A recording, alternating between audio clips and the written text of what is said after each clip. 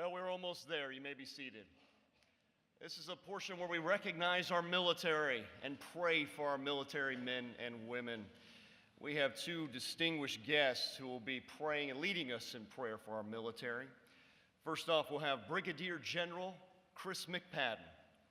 Brigadier General McPadden is a graduate of the United States Military Academy. He holds a master's degree in history from Brown University, a Master of Military Art and Science from the School of Advanced Military Studies, and a Master of Strategic Studies from the U.S. Army War College. In his current assignment, he is the Director of Joint Strategic Planning and Policy Directorate for the Joint Staff. And followed, we'll go into prayer from Chaplain Colonel Kenneth Williams from the Pentagon. Chaplain Kenneth Williams is currently stationed at the Pentagon, and he has a bachelor degree in pastoral ministry, a Master of Divinity. He holds a Master of Leadership and Ethics, as well as a PhD in Leadership and Organizational Change. He is a graduate of the United States Army Airborne School. Please help me welcome Brigadier General Chris McPadden.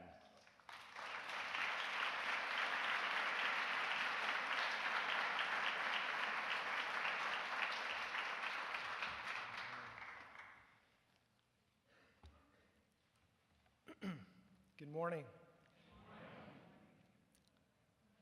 It is a privilege to participate in this time-honored tradition. I followed it for many years, and it's quite an honor to be here. I should say thank you to the National Day of Prayer Task Force, and particularly Mrs. Dobson for your leadership, and John Bornstein for yours, and all the help in bringing this together. It's really quite an effort. I'm also very honored to convey my personal views on how we might pray for the military. So that's what I've been asked to do. So I'm laying out some things that I hope will encourage you and inspire you, provoke you, promote you to pray for our military. And so I'll cover a couple areas. I think just to cut to the chase, there are about four groups of people that we should probably focus on for prayer when we think about our military. The first group is really the service member. Of course, DoD civilians, there are many civilians in our military, as well as veterans. The second group is military families and survivors. The third group I would categorize as the chaplains. Ken is a great example of that. And the fourth group is our senior military leaders. And when you consider the pace of their lives and the level of the decisions they have to make, praying for them is really important. You know, less than 1% of our nation actually serves in our military. That's, to me, learning about that, I thought that was a significant percentage, and that is so few people actually serve in the military. You know, our service members, our nation's sons and daughters, our blood and treasure, they serve tirelessly, selflessly, voluntarily, and untiringly, 24 hours a day, 7 days a week, 365 days a year across the world. Right now, we have about 190,000 service members either deployed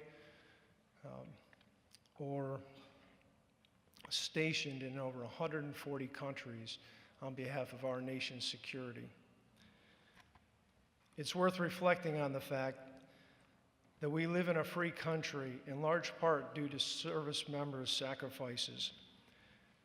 Through history, their selfless service to pay freedom's price has been, in some cases, in many cases, paid with their own lives. And our freedom is sustained because service members continue to pay that price even today. U.S. Navy SEAL Keating is a great example.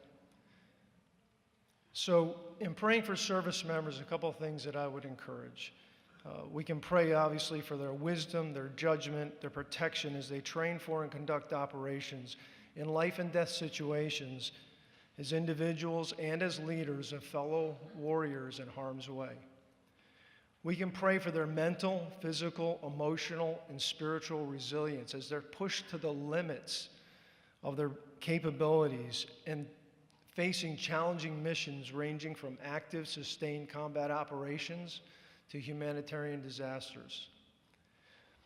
We can also pray, obviously, for their courage and mission accomplishment as they face ruthless and relentless enemies that would harm them and our nation. The second group we can pray for is military families who arguably experience one of the most transitory lifestyles of any profession. Our nation asks our military families to move frequently to locations never before known or seen, and often in the absence of family members, service member, due to mission requirements or deployments. In fact, on average, military families move about every 3 years.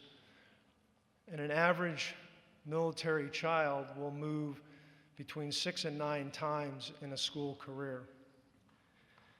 As one Army chaplain stated, to be in the military is to be in a constant state of temporary relationships.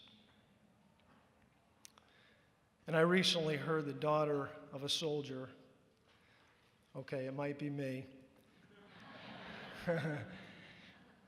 declare after her 9th move by her 15th year of age, "Dad, as an Army brat, I know what we're called to do. We're called to move." And she's here today, my precious Mela, with my wonderful wife, Linda.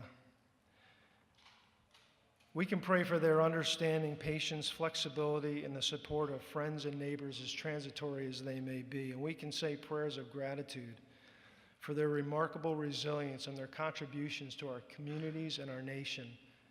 The phrase, "a servant's heart," comes to mind.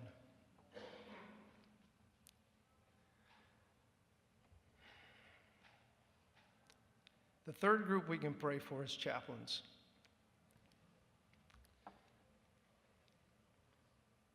This is very personal to me and very important, as are each of these categories.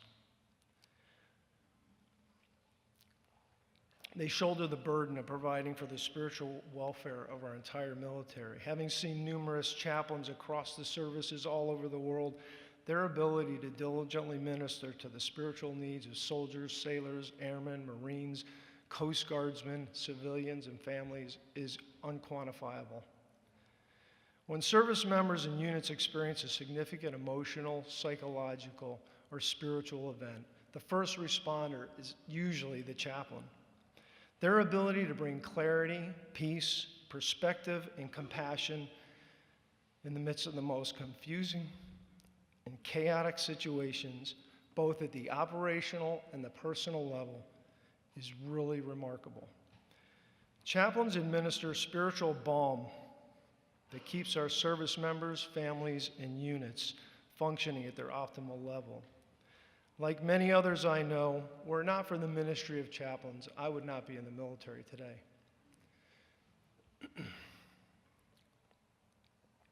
Toughest part of my remarks coming.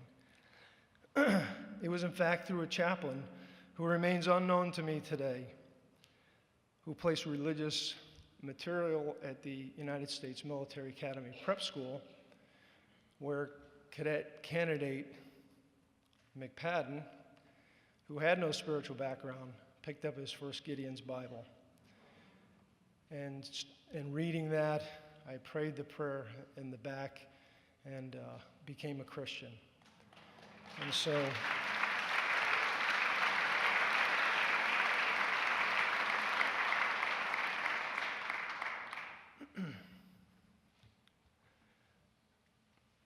we can pray for chaplains, their stamina, their ability to effectively minister to those under their spiritual care, and as they steadily refresh others, that they too would be refreshed by friends and by the God they serve.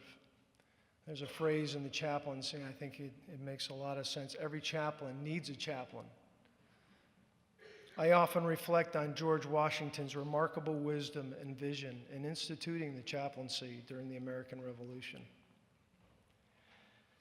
Finally, we can pray for our senior military leaders. Having served closely with a number of these leaders, there is no group of people bearing greater responsibility for addressing our nation's thorniest security challenges, unflappable in maintaining a steady eye on both service members and mission accomplishment. Our senior leaders exemplify character, commitment, and competence. We can pray for their stamina, judgment, and wisdom as they make life and death decisions on myriad issues at an unrelenting pace. In sum, there may be no greater investment in our military than in treating the guidance and blessings of heaven for our service members, DoD civilians, and veterans, along with their families and survivors, military chaplains, and military leaders, to ensure we sustain the greatest military in the world, defending, protecting, and preserving the greatest nation in the world.